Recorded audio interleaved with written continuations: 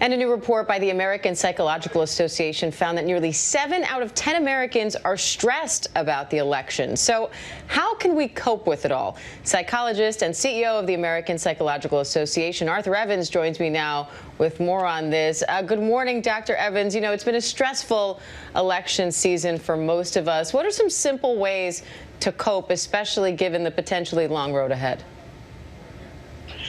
Yeah, well, there are a few things. First thing is to recognize that election stress is real and that our survey is showing that, and that there are things that we can do to control the stressors that we are experiencing. There are a lot of things about the political environment that we can't control, but we can control how much media we take in. We can control how much social media, which has been known to be related to high levels of stress.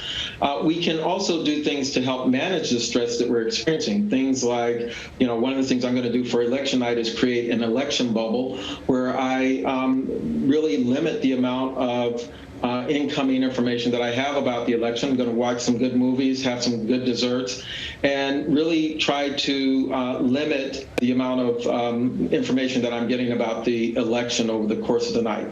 Good movies and good dessert. I like the sound of that. A lot of people talk about how they've been doom scrolling a lot during the pandemic, but particularly during the election season. Essentially, scrolling through all of the headlines and taking in a lot of media, so much of it negative. What does that do to our psyche? Well, it's not helpful. We have data that show that people who consume a lot of social media in particular have higher levels of stress. So I think it's important to have alternatives to exercise or to take walks, to take a break from social media, to stay connected socially. That is, again, known to be very helpful in helping to manage our stress. So there are a lot of alternatives that we can use to not get ourselves trapped into that process of going down a rabbit hole and doom scrolling. How do you balance that trying to avoid that rabbit hole, though, with still wanting to be up to date with what's going on? Well, I think it's all about intentionality. And, if there's one word that I think is really important in terms of managing our stress, it's being very intentional. Being intentional about when you were going to use social media or other kinds of media, being intentional about the sources of that media. That's also a way to reduce our stress level when we can go to reliable sources and we don't have to use as much mental energy about trying to figure out, is this real or not? Making sure that we're not retweeting or pushing out things that we don't have a lot of confidence in. That's one of the things that creates a lot of stress for people. So it's really being intentional about how we use media, how much of that we take in, and then being intentional about when we're going to actually engage with social media or other kinds of media.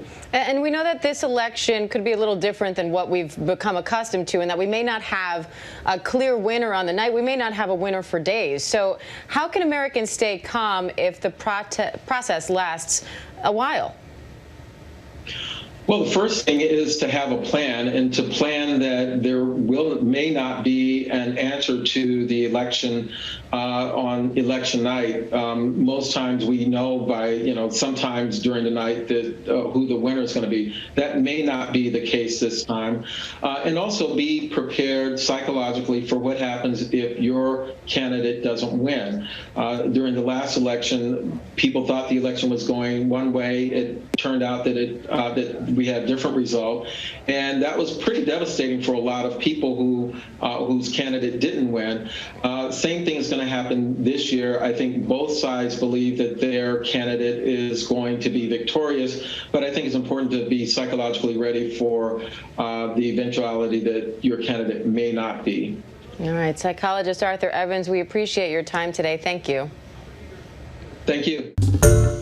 Hi, everyone. George Stephanopoulos here. Thanks for checking out the ABC News YouTube channel. If you'd like to get more videos, show highlights, and watch live event coverage, click on the right over here to subscribe to our channel. And don't forget to download the ABC News app for breaking news alerts. Thanks for watching.